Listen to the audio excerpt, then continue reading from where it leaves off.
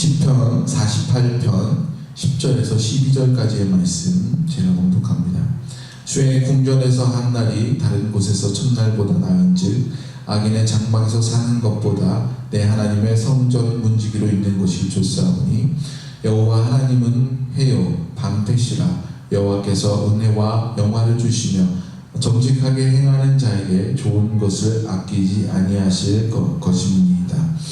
만군의 여호와여 주께 의지하는 자긴 복이 있나이다. 아멘. 사람들이 자주 들리는 카페나 공원들이 있습니다.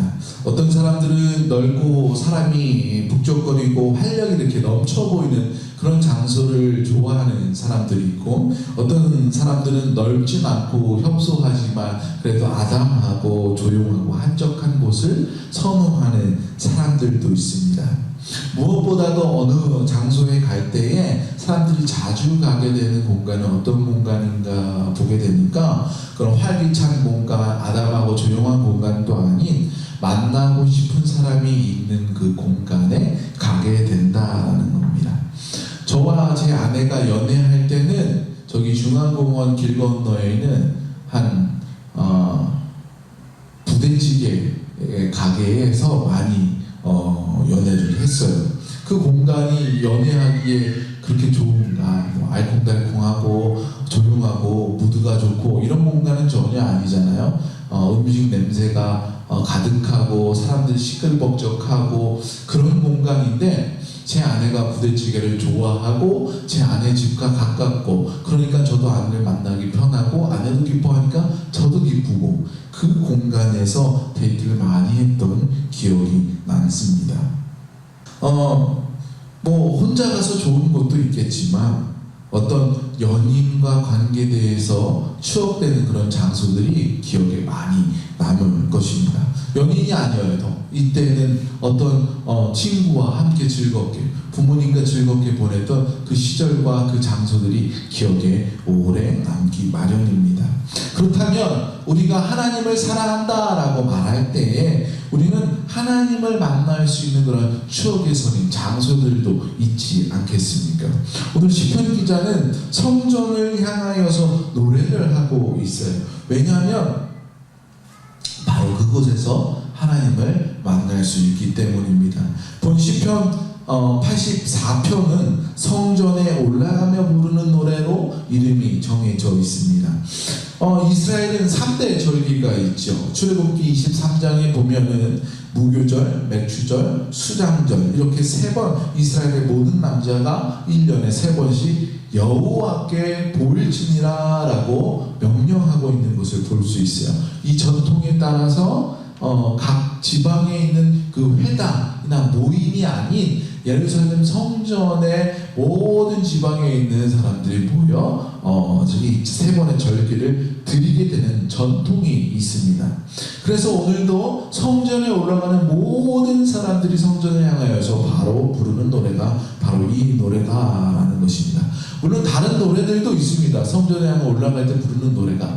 그러나 오늘은 이 말씀을 통하여서 보기를 원합니다. 시편 48편의 대략적인 내용을 소개시켜드리면 이렇습니다. 1절부터 4절까지는 성전에서 봉사하는 이들을 기리는 내용인데 어떤 내용이냐면 보통 이런 심정이죠. 나는 1년에 기껏해봤자 3번 오는데 당신들은 이곳에서 너무나도 매일매일 수고가 많습니다. 그리고 매일매일 이곳에 있는 여러분들이 참으로 부럽습니다. 너희들은 여기 매일 있어서 좋겠다. 이런 내용입니다. 그리고 5절부터 7절까지는 성전을 향해 자신뿐만 아니라 많은 사람들이 순례자들이 있지 않겠습니까? 그 순례자들을 예찬하는 내용이에요. 우리가 찬양할 때 불렀던 주의 집에 거하는 자 항상 주 찬송만이 시온의 대로가 있고 힘없는 자 복이 있네. 우리가 이런 찬양 많이 하지 않습니까? 바로 이 찬양의 가사가 이 시편의 내용에서 따온 것인데 하나님께 나아가는 자 순례자들을 축복하고 또 응원하고 그 안에서 은혜가 있고 복이 있습니다 라고 이야기하는 것입니다.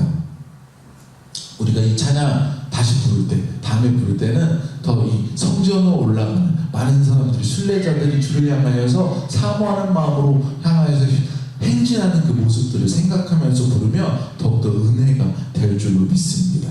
그 다음 8절에서 9절은 이스라엘의 왕을 위한 기도입니다. 이스라엘을 이끌도록 하나님께서 기름 부어서 선택한 자를 축복하는 거죠. 그 왕이 잘 돼야 그 아래에 있는 우리도 잘 되고 함께 은혜로 나눌 수 있다라는 그 내용으로 왕을 축복하고 있는 것입니다. 그리고 마지막 부분이 바로 오늘 본문이 속한 10절에서 12절까지의 말씀입니다. 이게 시편 84편의 결론 짓는 말씀인데 어떤 내용입니까? 이 시편은 성전으로 올라가는 사람들이 부르는 노래라고 했습니다. 노래인 만큼 성전으로 모이는 사람은 하나님이 어떤 분인지 이미 알고 있는 사람들이고 그분을 만나기를 고대하는 사람이고 그분이 얼마나 소중한지를 알고 있는 사람들이고 그 마음을 지금 모아서 고백하고 있는 그 마음이 모여져 있다라는 것입니다. 그렇기 때문에 성전에서 일하는 사람들을 향하여서 노래할 수 있는 것이고 성전에 오는 사람들을 보며 축복할 수 있는 것이고 그리고 성전의 주인인 이 나라의 왕인 하나님이 세우신 사람을 축복할 수 있는 마음이 있다라는 거예요. 한마디로 말하면 성전에서 오면서 볼 수 있고 겪을 수 있고 만날 수 있는 사람들과 모든 상황을 축복하고 감사하는 마음을 가지고 노래한다라는 것입니다. 왜냐하면 이 사람들은 이미 하나님의 사랑과 그 돌보심을 다 경험하고 알고 있는 사람이기 때문이에요. 그 사랑과 그 하나님의 돌보심을 경험한 사람들이 그 마음에 그 사모하는 마음이 얼마나 충만하겠어요. 그렇기 때문에 마치 사랑에 빠진 사람들이 세상에 어떤 상황에 있어도 세상이 다 좋아 보이는 것처럼 주님을 사랑하고 하나님을 사모하는 그 사람들이 모였을 때 세상이 다 좋아 보인다는 겁니다. 세상을 만나는 사람들이 다 아름다워 보이는 거예요. 그리고 그 하나님을 만날 수 있는 성전에 모이는 그 마음이 너무나 기대가 되는 것이죠. 그래서 그것이 너무나 좋다라고 지금 노래하고 고백하고 있다라는 겁니다. 이 고백이 오늘 우리에게 주는 세 가지의 요소들이 있어요. 첫 번째는 다른 어떤 것보다 하나님을 사랑하는 마음입니다. 10절 내용을 풀어서 이야기하면 이거예요. 하나님과 하루를 보내는 것이 다른 곳에서 첫날을 보내는 것보다 좋게 여겨집니다. 장막 안에 있더라도 그곳이 악인의 장막이라면 차라리 내가 장막 안에 들어가지 못할지언정 하나님의 문지기로 하나님 계시는 곳의 문간에만 있는 것으로 나는 그것을 선택하겠습니다 라고 고백하고 있는 것을 볼 수 있어요. 이 장막이라 얘기하는 것은 단순히 텐트를 얘기하는 것이 아니라 그가 보호를 받을 수 있는 보금자리이며 삶의 터 것이에요. 지금 우리의 삶으로 얘기한다면 법적 테두리가 정해져 있는 것, 우리의 삶의 공간이 정해져 있는 것, 우리가 일터로서 정해져 있는 그 바운더리, 학생이면 학교, 가정, 직장인은 그 직장의 상황에 있는 곳, 그리고 대한민국 살아가는 국민이라면 이 대한민국 법의 테두리 안에 있는 것을 볼 수 있겠습니다. 지금도 많은 어려운 국가에서는 정치적인 이유로, 또 종교적인 이유로, 또 개인적인 신념의 이유로, 여러 가지 이유로 망명을 하는 사람들을 볼 수 있습니다. 그런데 이 망명을 하는 사람들을 보면 정말로 어려운 상황 가운데서 망명을 해요. 망명하는 과정이 결국 순탄치 않고 위협이 있고 생명이 위태한 일들이 있습니다. 그럼에도 불구하고 그들이 망명을 하는, 그 자기가 있던 곳을 떠나는 이유가 무엇이겠어요? 그 있는 곳이 더 안전하지 않기 때문에 위협을 감수하고 망명하는 것 아니겠습니까? 새로운 나라를 찾아가는 것 아니겠습니까? 이렇게 우리가 하나님을 찾아서 나가야 하는 이유가 여기 있는 것입니다. 우리가 살아가고 있는 세상이 하나님에 속한 그곳보다는 안전하지 않기 때문에, 하나님이 계시는 그곳이 정말로 우리의 마음을 두어야 하는 곳이기 때문에 날마다 우리가 하나님을 찾아서 나가야 된다라는 것입니다. 망명할 때 어려움을 겪을 수 있는 것과 같이 우리가 하나님을 찾아나가고 하나님에 향하여서 그 삶을 던져 나아갈 때에 우리의 삶에도 어려움이 있을 수 있겠습니다. 세상과 부딪히는 어떤 것이 있을 수도 있겠습니다.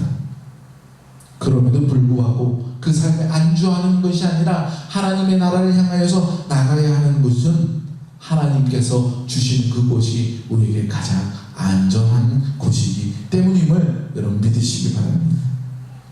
그러나 우리가 여러 가지 위협을 감수하며 하나님을 찾아 나가는 것이 나의 안전을 위해서만 나가는 것이라면 우리는 그 과정이 그냥 힘들 수밖에 없을 것입니다.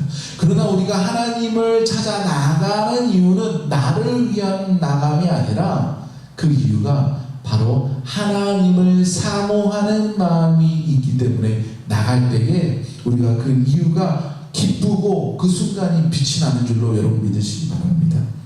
우리가 그 일을 해나가는 데 있어서 그냥 불안전하니까 더 나은 삶을 위해서 나갑니다 라고 하면 그 과정이 얼마나 고달프겠어요. 그러나 내가 사랑하는 하나님을 만날 수 있다라는 소망을 가지고 그 하나님을 만나기 위해서 나가는 길이라면 어떤 거친 길이라도 우리가 기쁨으로 맞이할 수 있음을 여러분 믿으시기 바랍니다.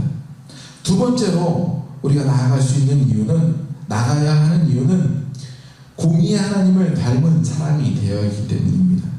11절에 보면 하나님은 우리에게 태양이시며 방패라고 고백하고 있어요.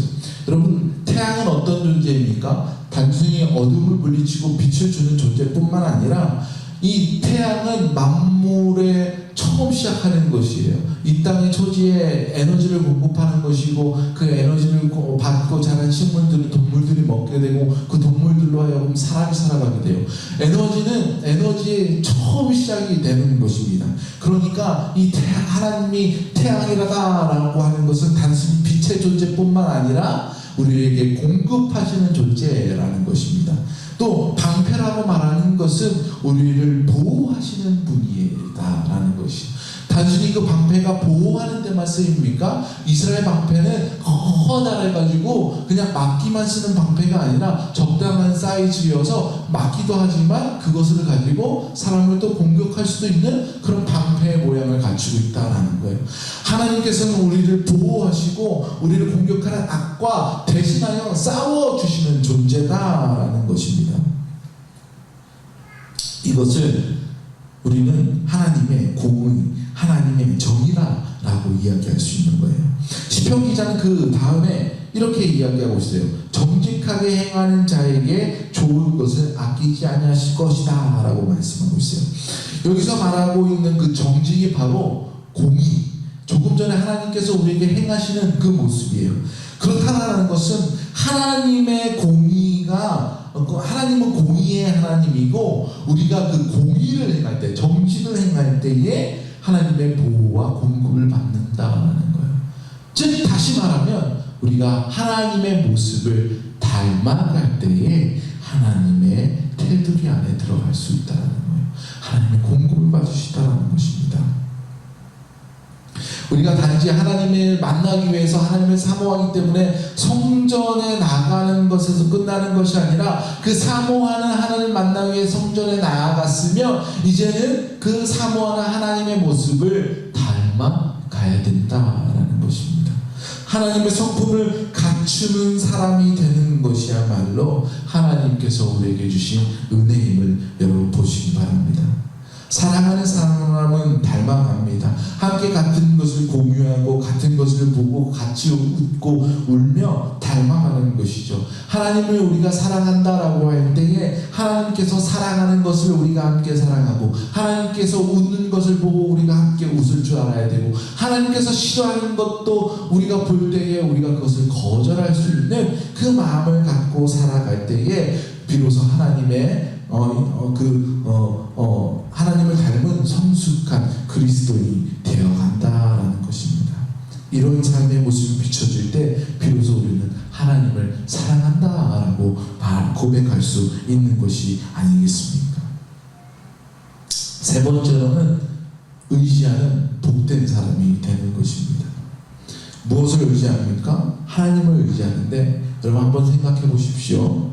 사람이 대충 친하게 되면 뭐 깔깔거리고 호호할 때는 잘 지낼 수 있어요. 그런데 정말 부끄러울 만큼 힘이 들 때에는 그에게 부탁하기가 미안, 고백하기가 껄끄러운 그런 것이 있습니다. 근데 정말 가까운 친구라면은 부끄러움도 없어요. 속에 있는 말을 다 할 수 있는 그 사람이 정말로 친한 친구 아니겠습니까? 우리가 하나님을 볼 때 그렇게 의지할 수 있는 분이라면 우리 안에 모든 것을 다 던져 하나님을 의지할 수 있어야 되는 거예요. 12절 말씀을 봅니다. 주께 의지하는 자는 복이 있다라고 말씀하고 있어요. 여기서 의지라는 단어를 히브리어를 보면 바타라는 단어를 써요. 발음이 정확한지 모르겠어요. 바타라는 단어가 있습니다. 이 단어를 번역한 건데 단순히 기댄다라는 뜻이 아니라 trust in, 신뢰의 의미를 갖고 있고 또 be confident, 확신을 받는, 확신감을 줄 수 있는, 그리고 be secure, to feel safe, 안전하게 하는 뜻이 포함되어 있다라는 거예요. 우리가 의지할 수도 있고 확신함을 가질 수 있는, 그리고 그 가운데 가장 편함을 얻을 수 있는 것이 바로 하나님을 의지한다라는 그 뜻이다라는 것입니다. 세상의 보화와 보물이 우리에게 복이 아니라 하나님을 의지하는 것이 복이다라고 말씀하고 있어요. 하나님을 신뢰할 때, 하나님을 믿어 따를 때, 의심하지 않을 때, 그 안에서 안정감을 받을 때에 우리가 복된 삶을 살아갈 수 있다라는 것입니다. 여러분, 하나님을 볼 때, 하나님을 바라볼 때 내가 기댈 수 없고 조금도 나의 마음을 털어놓을 수 없어. 어떤 부분은 내가 가리고 싶은 마음이 있다면, 믿음이 연약함이 있다면 그것은 하나님을 사모하는 것이, 신뢰하는 것이, 기대하는 것이, 의지하는 것이 아니다라는 것입니다. 여러분, 하나님을 사랑하십니까? 그러면 성전에 찾아 나오시기 바랍니다. 우리가 하나님을 만나 교제할 수 있는 그곳에 우리는 가야 합니다. 성전이라고 얘기해서 꼭 이 교회, 건물을 이야기하는 것만은 아닙니다. 하지만 그렇다고 해서 우리가 하나님을 만날 장소를 생각해 볼 때 교회를 배제한다라는 것은 있을 수 없지 않겠습니까? 그럼 우리는 날마다 교회에 나와서 매 순간 직장도 못 가고 학교도 못 가고 가정에도 못 들어가고 교회에 나와야 되는가? 그렇지는 않아요. 마태복음 6장 6절에 보면 예수님께서 이렇게 말씀하십니다. 너는 기도할 때에 내 골방에 들어가 문을 닫고 은밀한 중에 계신 내 아버지께 기도하라. 은밀한 중에 보시는 내 아버지께서 갚으시리라 라고 말씀하고 있어요. 신앙인에게 하나님을 은밀하게 만날 수 있는 그 시간과 장소가 반드시 필요하다는 것입니다. 그것이 교회입니까? 좋아요. 그것이 가정입니까? 좋아요. 여러분, 직장에 일 시작하기 전에, 아니면 일을 다 마치고 나서, 아니면 어떤 다른 곳, 조용한 카페, 조용한 공원, 산속, 어느 곳이도 좋아요. 우리가 시간과 그 장소를 정해놓고 하나님을 만날 수 있는 곳이면 그곳이 하나님 성전이 되어서 하나님께서 여러분 찾아주실 줄로 믿습니다. 우리가 오롯이 하나님만 생각하고 그곳을 만날 수 있는 그곳에서 하나님과 데이트 할 수 있기를 바랍니다. 이렇게 하나님을 찾아 만나기를 사모할 때 하나님의 마음을 이해할 수 있고 그 성품을 닮아갈 수 있고 더욱 의지하는 성숙한 성도, 진짜 하나님을 사랑하는 성도가 되시기를 주님의 이름으로 축원을 드립니다. 기도하시겠습니다.